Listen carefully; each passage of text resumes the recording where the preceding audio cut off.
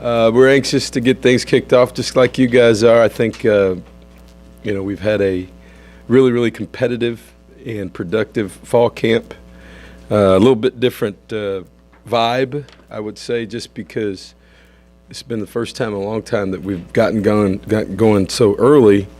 School's not in session, so it's really been about training and football, and usually the week of the first game, or it has been the last couple seasons, or since I've been a head coach, that school has started. So that's not the case because of playing early, which is maybe a little bit of a benefit for us with some young guys that we've got to get ready to play, not from a practice standpoint, but from a focus standpoint for such a quality opponent and going on the road early. So, I think it's given us the opportunity as a team to be closer together with not as many people on campus right now. I think it's given us a chance to have a little extra meeting time with guys and keep them focused on what we're trying to do. And you don't want to. It doesn't need to be overkill, but I think it's been a little bit better situation for us, a little unique.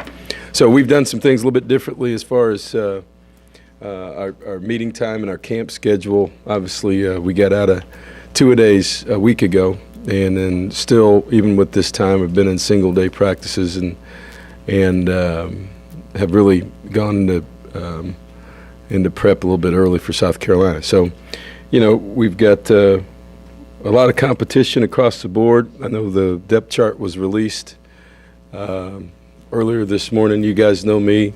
That's an ongoing fluid situation, so you can ask all the questions you want about what looks on paper. I would wait to see who runs out there in Columbia. So the only reason I give that out is because AC said you guys needed one. And that's the truth. I mean, I'm not – you can take it for what it's worth. So whoever runs out there. That's a pretty good look at what it is. We're going to rotate guys on a defensive line. There's some young guys that are going to play, which gives us some depth. I think our running back situation, I don't know really, does it matter who runs out there on the first snap? They're all going to play. A bunch of those receivers are going to play. That's really a list of who we anticipate getting in the game. It's about what I'd say based on the performance so far. So. Schedule-wise, I think it's all over the place. I know people have criticized our schedule. Then I look up the next day, and I think we've got people have ranked it one of the top 5 toughest schedules in the country. 6 ranked opponents. We're playing 4 on the road. That's a pretty significant. Not just road schedule, but schedule for us. And fortunately, though, I think our team is at a place right now where they're excited to play. I think there's been enough said about, outside the program of what people think we are. And I think our guys are anxious to get on the field and play somebody else. So, questions? Can you provide a Devontae Harris update at all? Devontae is still, I think, when I told you, gave his injury report early, which some people really kind of screwed up.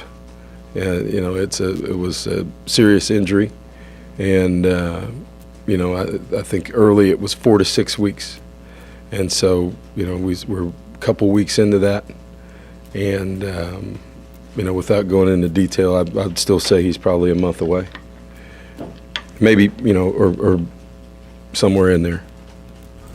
Kind of along those housekeeping lines, Victor Davis, is he eligible to play? He's done with suspension. Yeah, he is. We've had a number of things that he had to satisfy during his suspension. He was suspended from all athletic activities for a while, and then just to get back into good graces, and then he's had to complete a number of other things, and there's still a lot of things. And I would say this, that we have a system in place, I think, that has a punishment component an educational component, and he is still involved in all of those, but he's completed the things necessary to get back and be able to be a part of this football program. That's what I said. Kevin, what has Armani Watt shown you throughout camp? I think Armani has really gotten better. I think, it was a situation where he was taking steps day by day.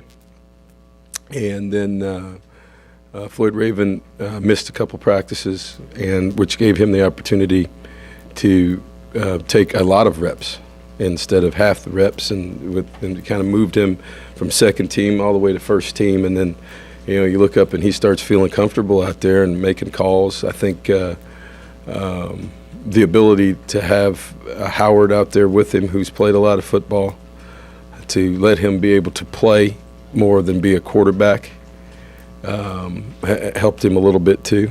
And it's he's made great strides. He's proven that he's willing to tackle, makes good decisions. He's still in the learning process. He's a young guy, but we've been pleased with his development and pleased with how he's approached camp. I think you always worry about young guys and in big stages. On big stages, I think we've heard me talk about, we've really put ourselves and played more situational football to try to get really some of the young guys ready to go, instead of just not knowing what they're doing, but putting them in situations hopefully that they'll face this season, and particularly on the road early, so they're not thinking as much as reacting. And he has had a great camp with that. The mistakes that he has made, you look up in the next practice or the next day, he's not making that same mistake twice, and that's what you want to see out of young guys. And I think that's why his growth has come so quickly. What are your expectations for Josh Reynolds? When we recruited Josh, when we went to watch him, I had the privilege of not only watching the video but watching him live, and getting ready for, he was practicing, and I looked at the coach at David Beatty. I said, this guy is Darrell Walker, except he's where Darrell Walker is right now. Darrell Walker came into our program, one of the first guys we signed that, really a similar story. Qualifier out of high school, undersized, kind of thin, goes to junior college, but he was there 2 years. And Darrell was one of those stories that, just like I say, a lot of junior college, just about the time they figure it out and get really proficient at what they're doing, they're out the door. The thing about Josh is that he's a one-year JC guy. He's got 3 years. And I think where he was, what I watched at junior college, was where Darrell Walker was leaving last year. So, is that saying that he's got that skill set? Yeah, because he's a little bit taller, a little bit longer. And I don't know what Darrell had, 700, 800 yards last year. So if we can get that kind of production out of Josh in year one, that's not a little bit of pressure on him, huh? No, but, nobody ever thought that was going to happen with Darrell either. And he's got that kind of skill set, I'll put it that way. So you have a fairly regimented process for getting ready for a road game. Has that changed up or more difficult playing on Thursday? No. Let's back it up a couple days. We'll practice on Sunday for really the only time this year, just because of the amount of days that go into it. So basically the way it sets up, we just back it up from Thursday, and Thursday becomes Saturday. So you can go backwards from there. Wednesday's Friday, and Tuesday's Thursday. Would you take this over Arkansas State at home to open or something? Because there's an awful lot of hype. People have been talking about it for 7-8 months. This type of setting, first game on SEC Network and stuff. I don't know. I think there's benefits to all of them. It depends on every coach. It doesn't really matter. Not to me. I think, your fans, I think the big thing is most guys would rather play at home your first game. So whether it's a top 10 opponent, whether it's, an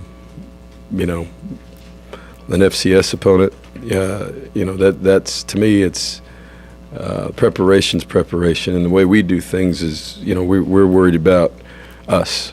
And we try to focus on us more than we focus on the opponent, if that makes sense. In our preparation and our level of performance. So, the challenging part, I think, in this deal is with the number of young players is not knowing how they're going to react in a hostile environment on the road. And so, we'll see where that is, because that's hard to duplicate. On your running backs, am I to assume that it's alphabetical? Trey Carson? I thought, didn't I cover that early about the depth chart is for you guys to look at? Well, these are actually And alphabetically, so yeah. I'm going to ask you, Trey Carson had said that he thinks y'all are going to run more this year than your running backs. And can you talk about how they've been doing in practice week and who might be ahead of them?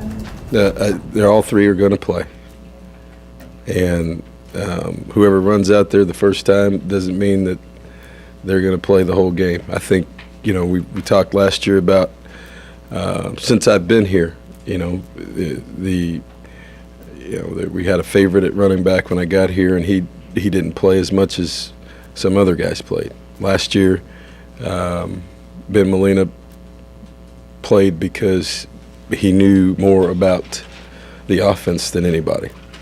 I think what I've seen happen is that Trey Williams and Brandon Williams have matured and understand now that there's more to the running back position than just running the ball, and ball security, that we will audible, and when we do,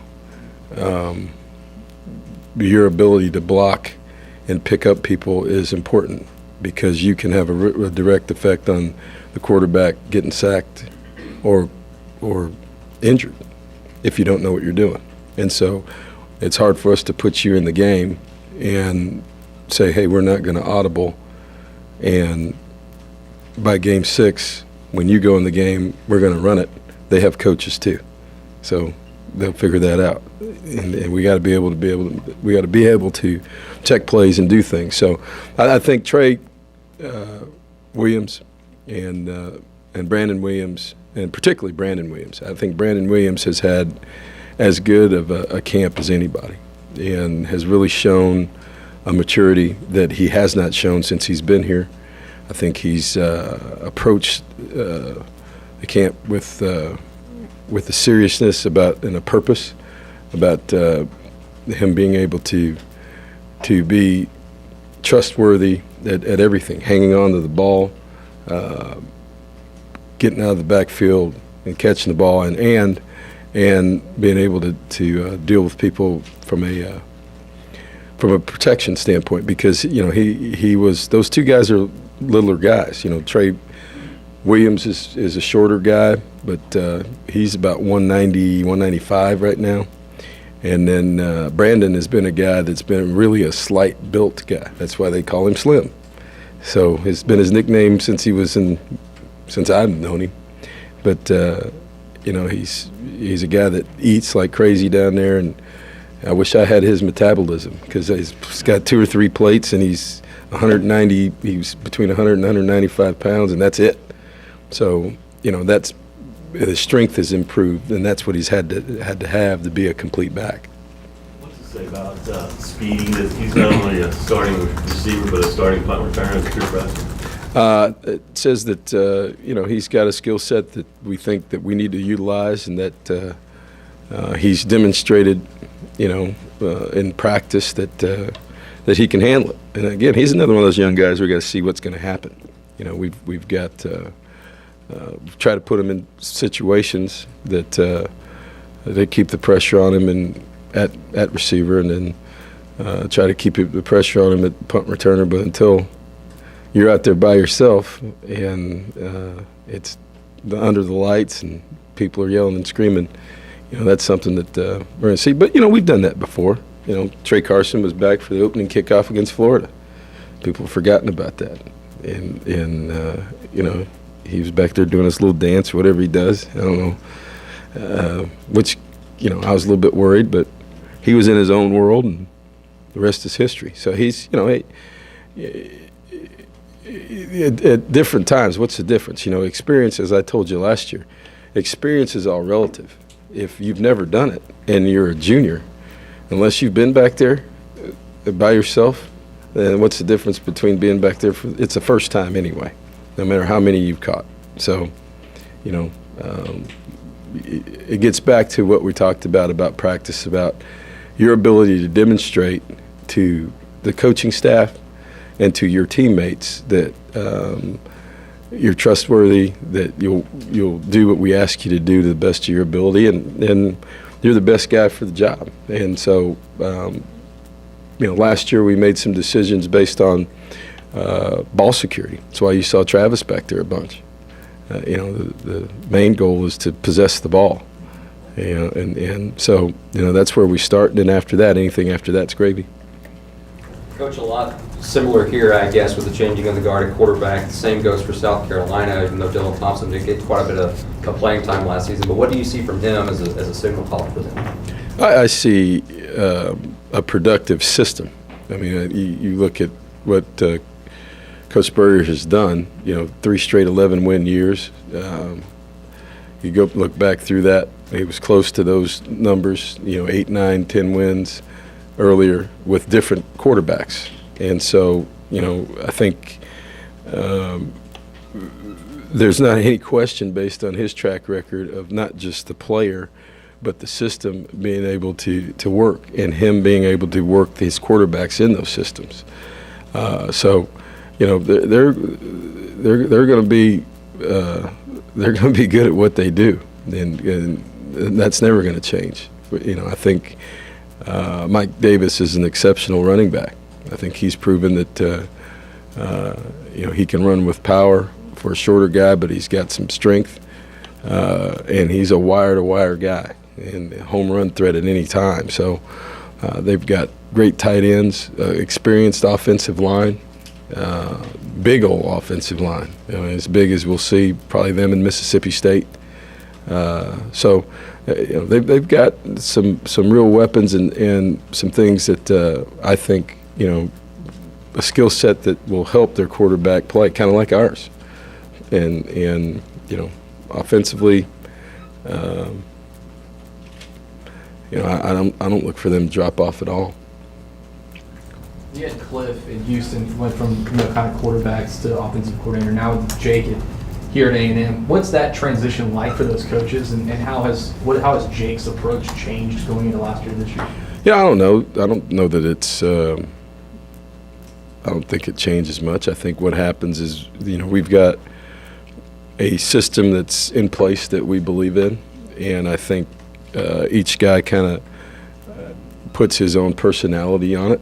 I'll just put it that way. I think we have discussions about where we're headed, what kind of ideas that they individually want to implement, and that's good. I think, anytime that it's all coming from one person and you only see things a certain way, I think you can get stagnant and stale. And I think, in those situations when a guy has some personality to put into some ideas, I think that's great, and it's good to keep things that way. So each guy is, has had a little bit different spin on what we're doing, and that's an ongoing conversation. But I think the transition's been good, and a little bit more variety going right now. I think because of personnel.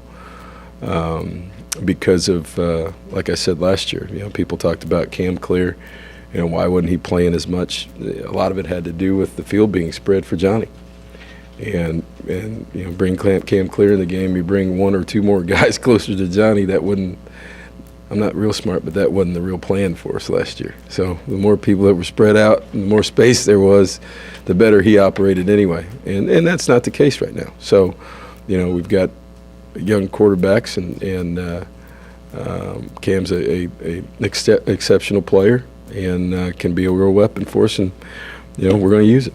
Kevin, you have your favorite four next to left guard with Bramley and Harrison. Where would you say that stands at the moment? Jarvis had a tough offseason. You guys,